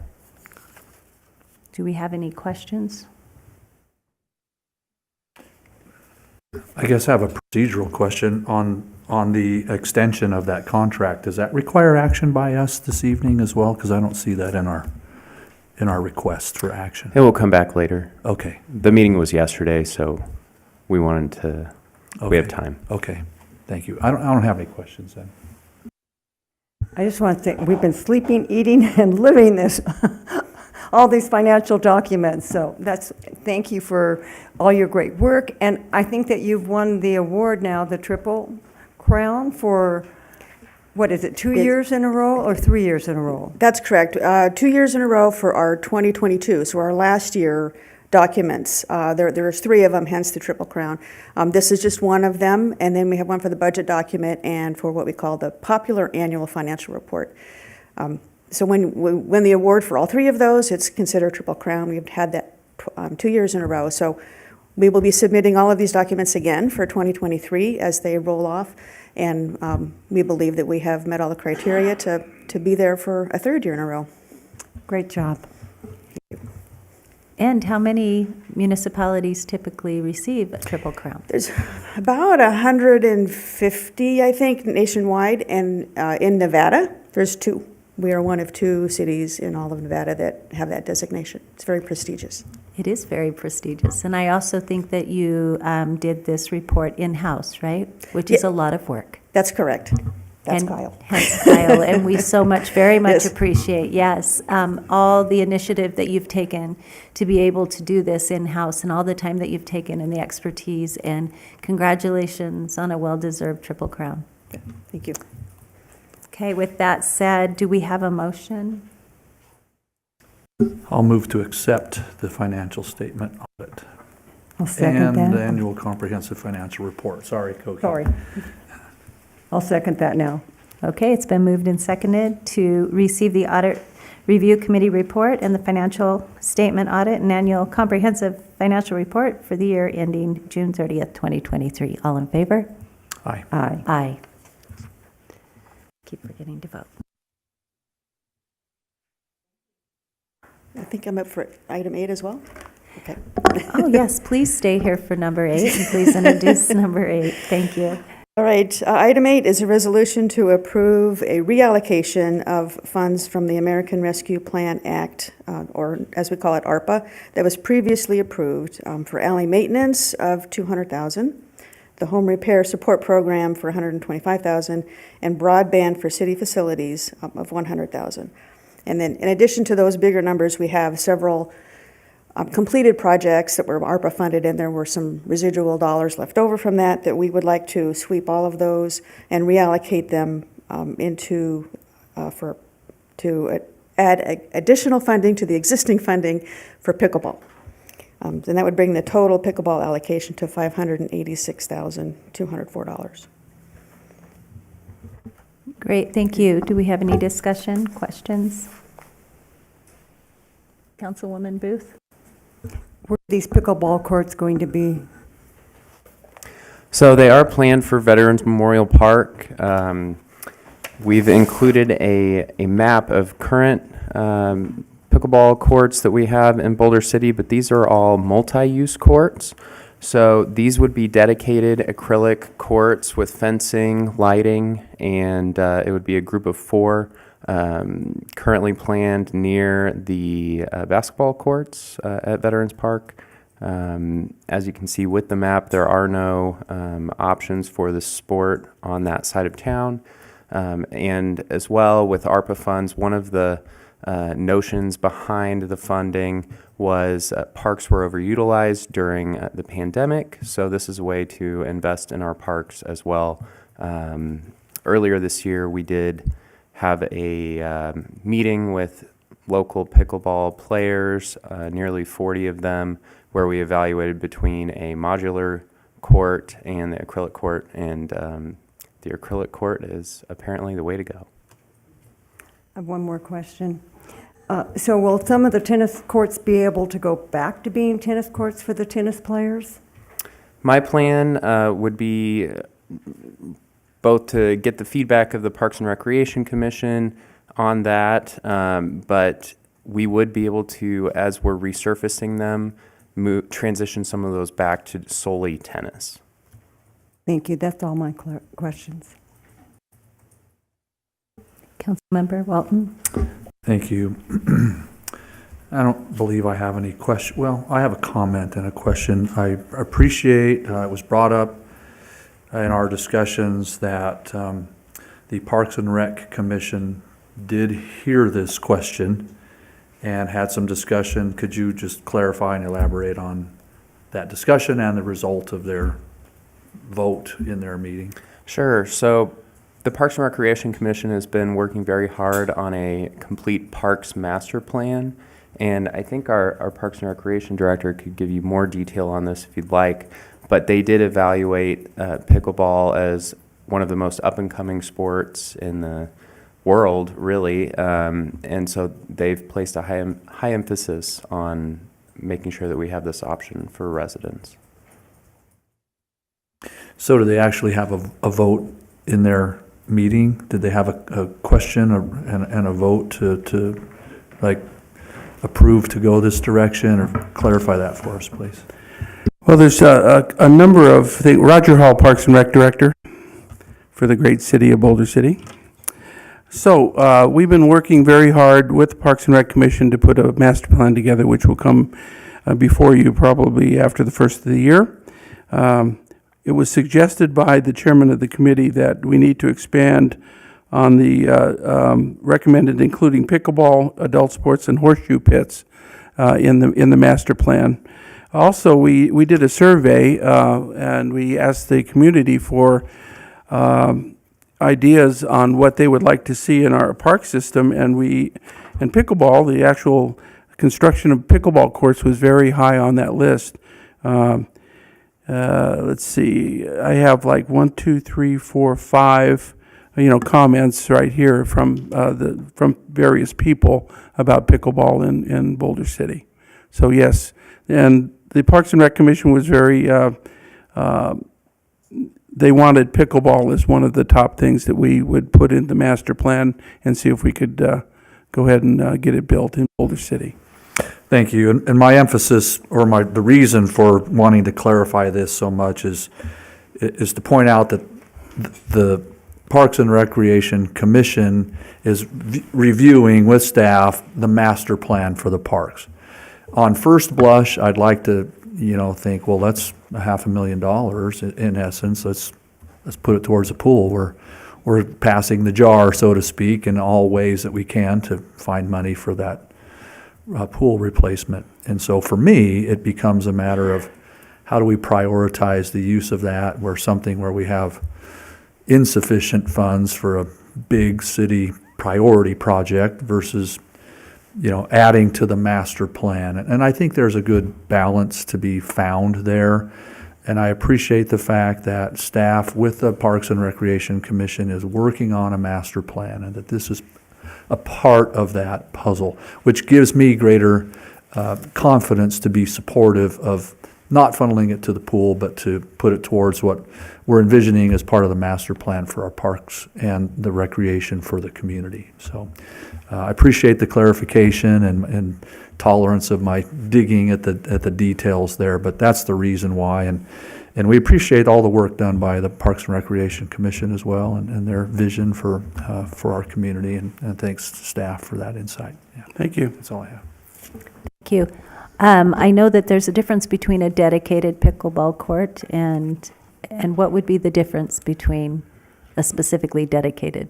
Well, right now we have pickleball courts where we, ABC Park, for example, we have a big metal crate with a lock on it. If you would like to play pickleball on it, you have to open the lock, get the net out, set up the net, play on it, and then put the net back in, lock up the box, okay? Add Broadbent Park, we have 8 outdoor. We don't have the boxes there, but the nets are already put together. But after you play, you have to drag them off to the side of the tennis courts because we do have a tennis group that plays down there as well. So the dedicated courts, I mean, the nets would be fixed into the court itself, and you wouldn't have to take them down, put them up. It would save a lot of time, and it's just a way to go if you want a dedicated pickleball place. And having put those courts down at Broadbent Park, have you noticed a difference in the surface since having put those down in there? You mean the surface of the court itself? Well, we did have some problems when we put the modular court on it. It tore up the existing court that we have, so we have to probably get the company to come back out and fix that for us, you know. But other than that, you know, those courts have probably been in operation over 10 years. And, you know, there's a point where you have to resurface them, and when we do resurface them, we'll look at the possibility of putting them back into tennis, you know. But people use that. People use ABC Park, and they use our rec center gym for indoor pickleball during the hot summer months as well. Yes, it is the up-and-coming sport, even professional. It is. Pickleball, so Yeah. it's something interesting. I have another question. Okay, go if ahead. I can. Excellent. Okay, let's Then start I'll with defer Council. to Councilmember Okay. Booth first. We'll By start all with you, means. Councilwoman. Okay, fair enough. Mr. Hall, you mentioned that sometimes there are conflicts between the tennis players and the pickleball players for use of the facilities we have, or for, you know, maybe not putting things away, or whatever, you know, might cause some conflict. Clarify for us, if you will, about the intention for building a designated location. It's only 4 courts, right? We intend to keep the multi-use courts in place and functional after this 4-court little location is set up? Yes. I think, you know, the pickleball players, if it's a dedicated court, they'll be down there playing on the dedicated court. We have 2 tennis courts at Hemingway Park that we haven't touched. They're tennis only. And as we look at the possibility of resurfacing the courts at Broadbent Park, we can take off the pickleball lines and put them back into tennis courts. So I think that will solve that problem. But likewise, the intention isn't to tell pickleball players that they can't use the current multi-use facilities. They're welcome to do that, or go down to the, you know, dedicated, depending on how this yes. vote goes, right, to the dedicated one, whichever That's happens correct. to be their preference, right? That's correct. Thanks. My question is, you did a survey. What was number one that people wanted to see? You said pickleball came in very high. What was the number one thing in your survey that people wanted to see at the Parks and Recs? Well, let's see if I have that. Oh, after you. Julie Calloway, Parks and Recreation Manager. This was a citywide survey specifically for future capital improvement projects, and by far, the number one request, no surprise to any of us, a new aquatics facility. Ball was probably second. Yes, the only other thing that would be right up there as well, which we're well in the process of, is improving our playground structures. Thank you. Great. Also, would like to recognize that this is Park and Rec's Roger Hall's last meeting before his retirement of 45 years standing up at that podium, or one similar to it. Oh, 48. I never meant to cheat you 3 years. 46. Oh, 46. Oh.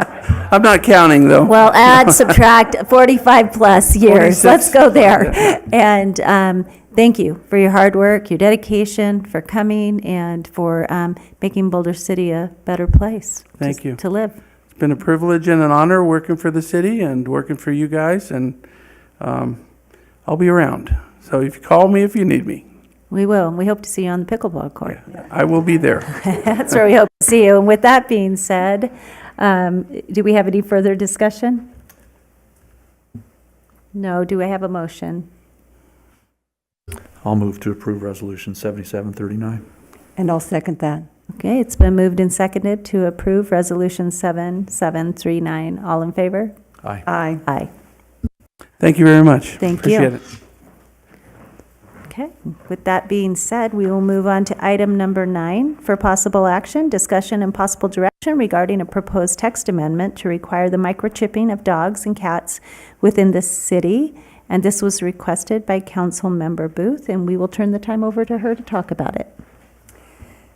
One of the problems that our animal control have is every windy day that we have here, there's a lot of animals at large, and then they slip out of their collar, and Ann and her group are working to try to find the owners of these pets. And I think one of the things that I think is really sad, it happened to somebody that I know, is their dog got out. By the time they got home from work, animal control had closed, so they had to leave their dog in overnight. It was very stressful for them. And if you've got a chip in the dog, then they can notify you immediately that your dog is at large and that you can come pick it up. And I'm sure there's a fine you have to pay, but I think we'd gladly pay that not to have our dogs incarcerated overnight. So I just think it would be important to help get the animals back where they belong, and that they don't, it doesn't take so much time for animal control to work at finding where these people belong. And I think most of us want our animals found right away, and I think this would be a way. And I think it would be a way we could work it in where anytime you had a dog spayed in the future, that dog was microchipped, and it'd be mandatory. And a lot of other municipalities are also going forward with microchipping dogs. So that's what I would like to see us do, is microchip dogs here in Boulder City and make it mandatory.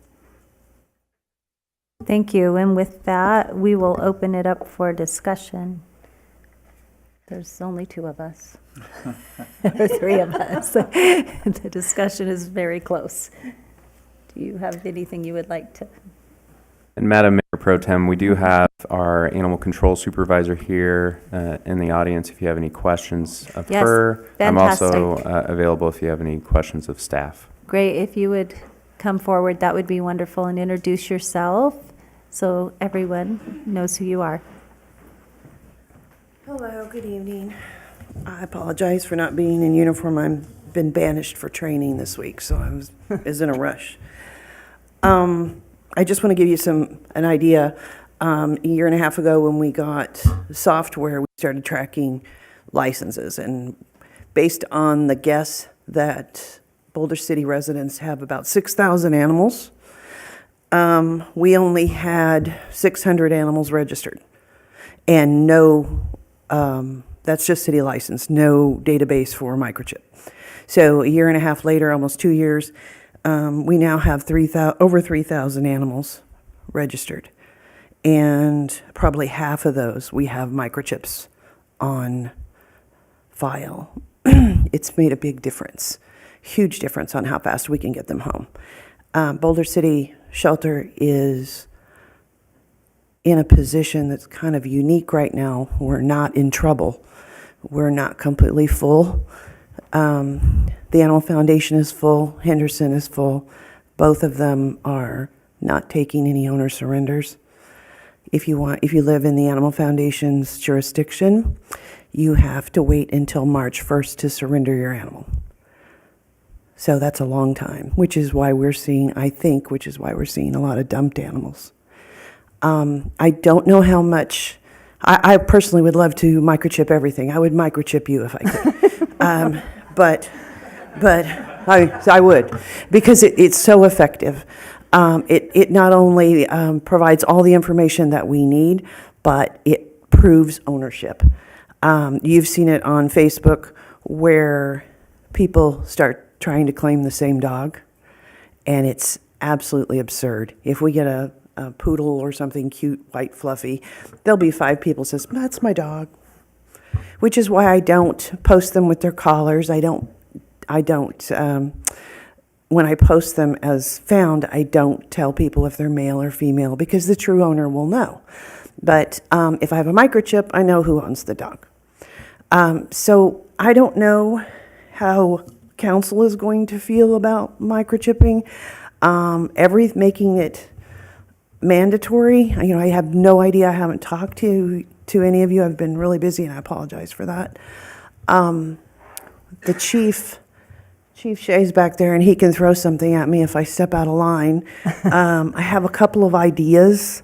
We are the recipients of some rather large donations lately, monetary donations, and we would like to sponsor our residents' pets at our veterinarian, meaning we would pay for that. Dr. Randy Stanton hopefully will continue to give me a wonderful deal. Hello, Randy. I'm sure he will. Love you, Randy. Barring that, if we aren't interested in doing that, at the very least, if we pick up an animal as a stray, regardless of how it was, come to be stray, if it's impounded in the shelter, perhaps we can make it mandatory that because now you're a frequent flyer, you have to have your animal microchipped within 10 days. But I prefer the first. I would love it if we followed Vegas and Henderson and made it the law that we, all the animals here. And like I said, we estimate there's about 6,000 pets in Boulder City. So if we made it mandatory and we're willing to help you pay for it or pay for most of it, I think that would be a really good thing. So, your thoughts? For those that don't know what a microchip is, I didn't explain that. And for those that don't know, could you explain what a microchip is and how it works? Sure. It's a tiny little chip. It's a little bit larger than a grain of rice.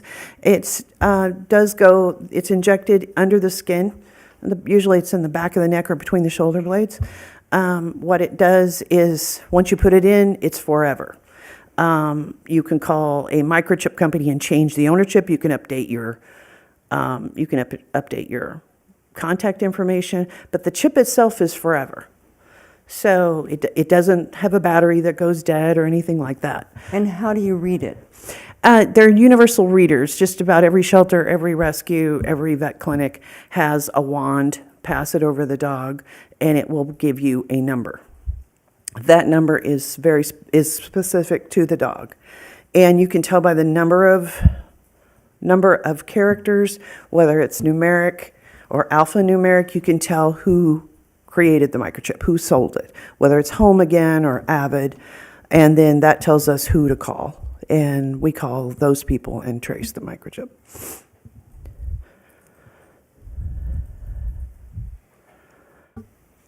Any further questions? Yeah. Thanks, Ann, for being here tonight. And Sure. taking your time. I know a busy day training and then coming here is I'm going to lose my mind, I above swear. and beyond. Yeah, so It's been a long couple of weeks, and we're pretty short-handed up at the shelter right now, so appreciate you. I appreciate my team covering for me. You said that within the last time frame, 2 or 3 years, I don't remember the time frame you said, we now have 3,000 of our pets that are, when you say registered, do you mean licensed? Yes. Once upon a time, we didn't have any shelter software. Everything was jotted down by hand. There really wasn't any complete record of licenses, animal licenses, dog, cats, pigs. When we got Shelter Pro a couple of years ago, I think we got Shelter Pro in COVID made it a blur, maybe 21, and we started entering data into it. So when we got the initial data loaded into it, we were very surprised to see that we only had less than 800 animals registered, meaning licensed. So the city utility started placing it on the mailer. We started doing a big Facebook push. A city license is fairly inexpensive. It's $4 per year per pet, which is considerably cheaper than the citation amount, which is, around $200. So, but what licensing does for us tells us that the animal is current on rabies. We get a rabies certificate. Now we know if we pull that animal up in the system, we know exactly when its rabies vaccine expires. And of course, rabies is the big issue because rabies is 100% fatal to humans. So now we have over 3,000. And about half of those are chipped, microchipped. Is that? Probably a little less than half, yeah. Okay. A little less. You bring up an interesting point when it's important to know if the pets are vaccinated against rabies. It's kind of a stretch, but would you say that there's a public health potential in knowing that certain animals are current with their rabies vaccination versus not knowing, or when there's a bite, is there a test no matter what, whether the animal is registered or not? When an animal bites a human, our ordinance is very specific. It even says bruise or scratch. So it is not, some city ordinances say it has to be an actual bite. Ours is basically a breaking of the skin. Any opportunity for a virus to enter into your bloodstream. So to clarify, regardless of the license or the fact that we may or may not know if the animal is current with its rabies vaccine, it will be tested if it causes a breaking of the skin on a human. Well, so let's say the animal, we don't know, or the rabies is expired or it's never been vaccinated, then that animal will be quarantined at the shelter for 10 days. That is state law.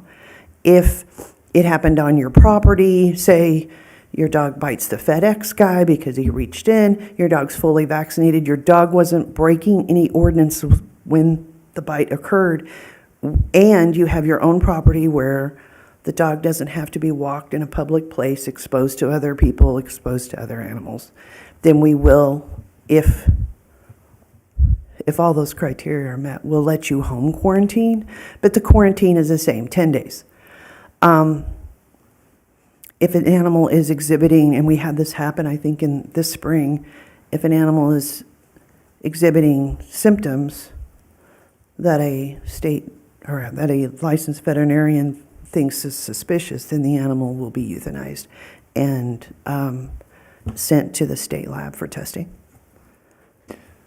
But to clarify, will an animal that causes a break of the skin be tested for rabies regardless? No, not unless it's exhibiting symptoms. So if we have the license and we have verification with the rabies vaccine, and it then causes an innocuous type of circumstance, like you described, a delivery person on your property and whatever, that dog won't, or let's use dog as an example, that dog won't necessarily be tested for rabies. Correct. Okay. The only way to test for rabies, and I apologize for being graphic, is to decapitate the animal and send the head to the state. Oh, I didn't know that. Yeah. Okay. The animal has to be dead to test it because the brain is actually taken out and sliced.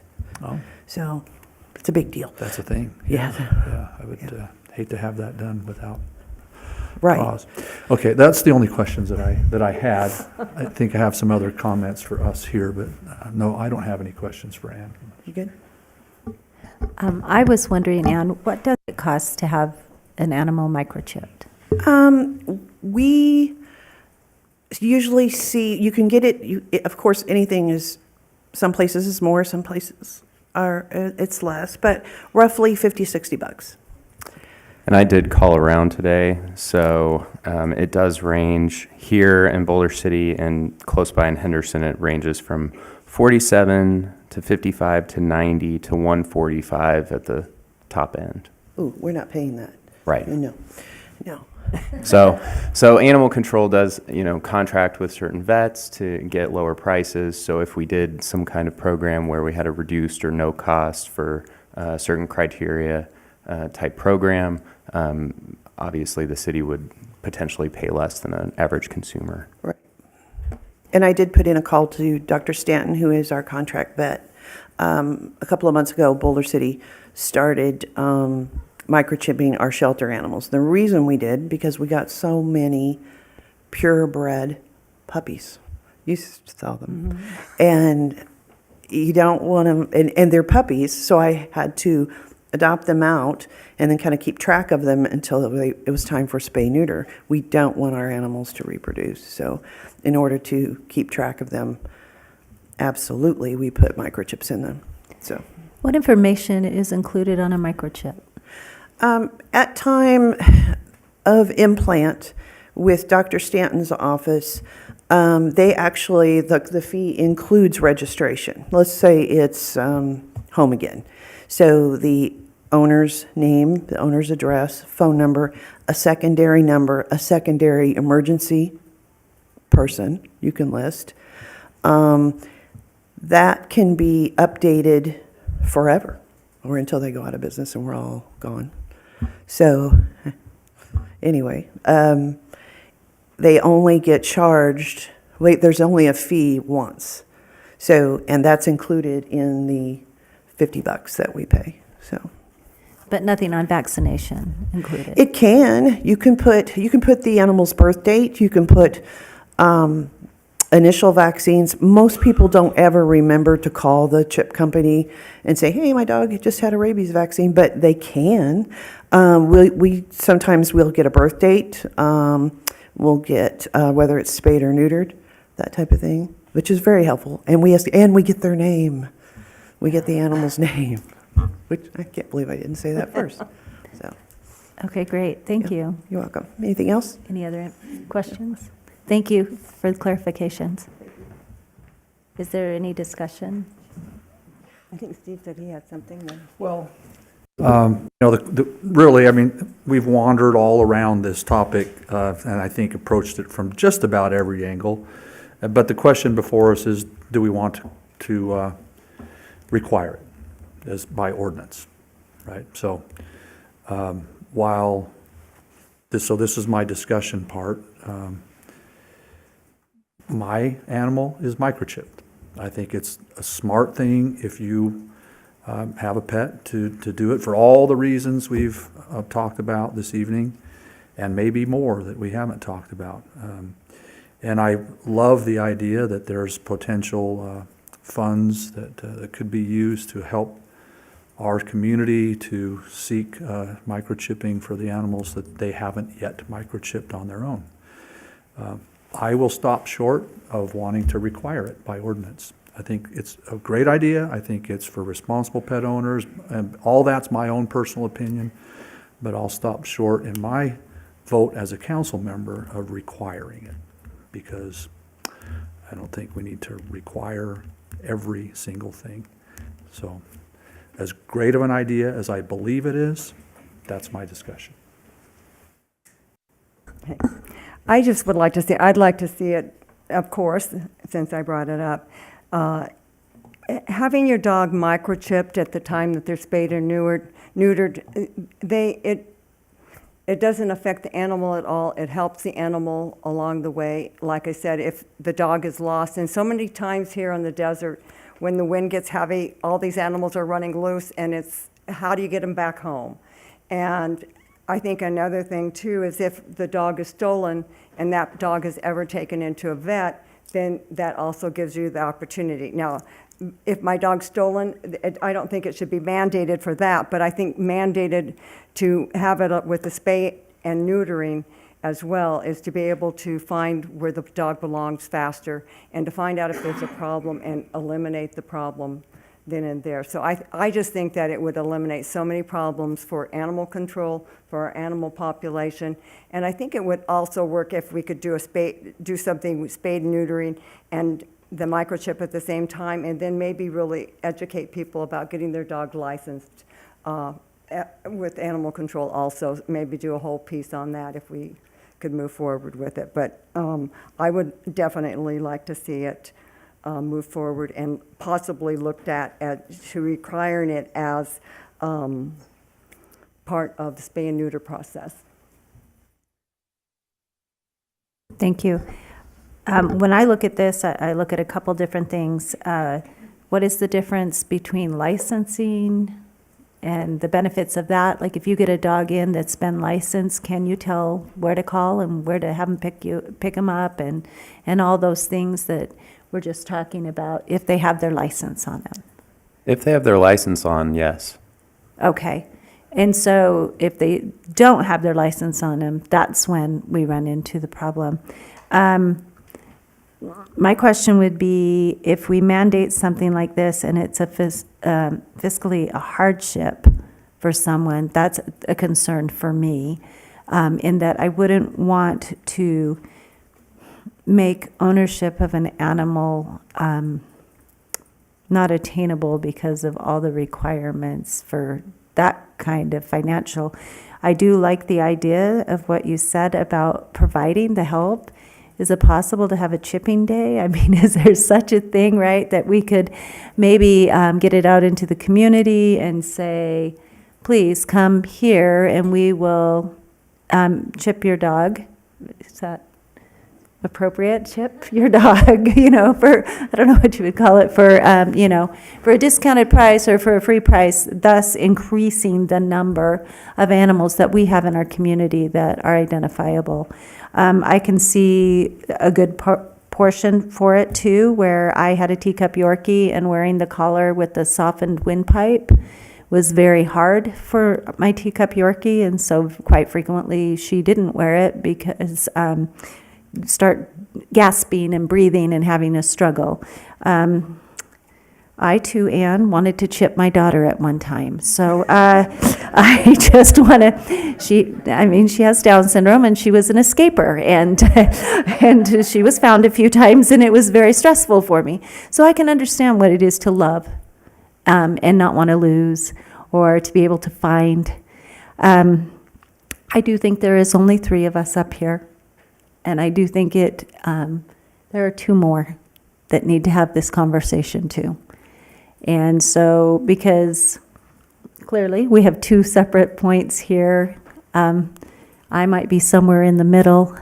We need 2 other opinions. Is it possible, which I'm sorry, Anne, if this makes you come back another day, and I know that you're very, very busy, but I do believe it's something we could talk about it. Is it possible to bring it back when we have a complete council up here to have this discussion? Certainly, the direction could simply be to bring it back for further discussion. I myself would like to know how the other 2 feel. Any discussion on that? I think that's a great idea to have the full. I agree. Yep. Okay, then I guess our direction would be to please bring this back again when we have a full council so that we could discuss this and get all the opinions. Thank you. And with that being said, it moves us to the... No, I don't think so, right? Okay. With that being said, I'd like to move to final public comment portion. In this portion, you may come up and you have 5 minutes to discuss whatever it is. Doesn't have to be on the agenda, so please come forward if you're in the chamber and talk. Thank you. Yeah, hello. My name is Zach Inman. I've had Zach of All Trades for 32 years in Boulder City. And I also started BC Yard Squad back in 2019. And the reason why I started it was because the city was issuing letters asking people to clean up their yards, which is great. They needed to. But a lot of people thought they were going to get fined. So I called up Bruce Woodbury and it's like, I need your help. I need a 501c3, make it a nonprofit. We did great. We helped out almost 60 families. Most all of you saw it on Facebook and, all around town, what we were doing. We were helping out senior citizens that were physically and financially unable to clean up their yards, which was good. But unfortunately, I was doing all the bookwork and everything myself, and it was too much. So I let that go, and I've been doing stuff for veterans and first responders, education and retreat and stuff. But last week I heard that the city might actually be fining people for not cleaning up their yards if they get enough notifications. It'd be a misdemeanor. And that kind of brought it back out. I need to get back out there and see if the city will adopt BC Yard Squad. I've proven for 2.5 years that it works. It works very well. So I'm asking you guys to let me help you help the senior citizens, our grandparents, that physically and financially can't clean up their yards. So if they get these notices saying, hey, if you don't get this done, you're going to get fined. If that happened to my grandparent, I'd be a little upset. So I'm asking Boulder City to help take care of the seniors in this town, which they do. I've talked to the senior center, senior center, about doing vetting for me, because unfortunately I got kind of duped on a few things, but I still cleaned it up, made the town look better. So they're going to vet seniors to see if they can qualify for the help. But what I'm doing is asking you guys. I tried to talk to Joe Hardy, who's an awesome guy, love him, and tried to talk to the city manager, but he was busy, and the code enforcer, which wasn't around. So I'm reaching out. So I figured I would come here and talk to you guys and put the bug in somebody's ear. We need to keep BC Yard Squad going to help out our grandparents that need it. So, any of you guys know what BC Yard Squad is, besides Koki? Okay. Did you see how much good we did for free? You know, so, and I put it out there to the group. I'm like, hey, we need to start this back up because of what I heard. So a lot of people are like, all gung-ho, because it was fun. And when I was getting done with it, I offered like $50,000 worth of equipment, my truck, Bobcat, backhoe, trailer. And everybody was saying, well, what do I make? You make nothing. You feel warm and fuzzy for doing something good. I know that's not what people want to hear. But these projects are done because we actually care. We have heart to do them. And that's what I want the city to have heart to take care of the grandparents who need it. I mean, I don't think I'm asking a whole lot. I will teach and show everybody how to do everything. I have it all set up, you know, even though I shut it down, but it's all right there. So the city needs your help, and I need your help to help them. Any questions? I'm sorry, during public comment, we are not allowed to comment and/or reply. Okay, well, keep that in a thought pattern. Okay, thank you. You guys know what I'm doing this for. You know, it's just because somebody needs to. You don't get any, bells and whistles or anything like that. You just do it because it needs to be done. And so that's what I'm asking for. I'm going to start it back up, but I would appreciate if Boulder City adopted it. Because come summertime, I'm going up to Maine to finish the Veteran Sanctuary Foundation that I'm building for veterans and first responders. That I'm doing for my son and, all the vets and first responders. So I'm only going to be here for the winter. So please help me make this happen. Okay, thanks.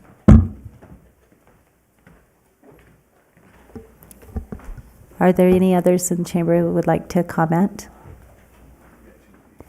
The phone lines are open. It's 702-589-9629 if you would like to phone in for public comment. Were there any written comments submitted?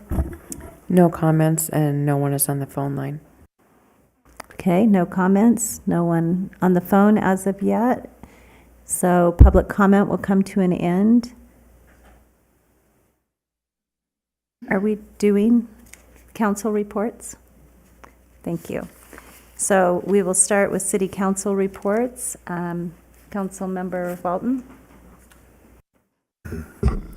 Thank you. The only report, which is not in the traditional sense relative to the Convention and Visitors Authority nor the Water Authority, but to recall a handful of weeks ago, our fine mayor made a proclamation on prayer, and he encouraged the community to, if they have any inclination to pray, to reflect upon the power of prayer and the potential of using that in our personal and community lives.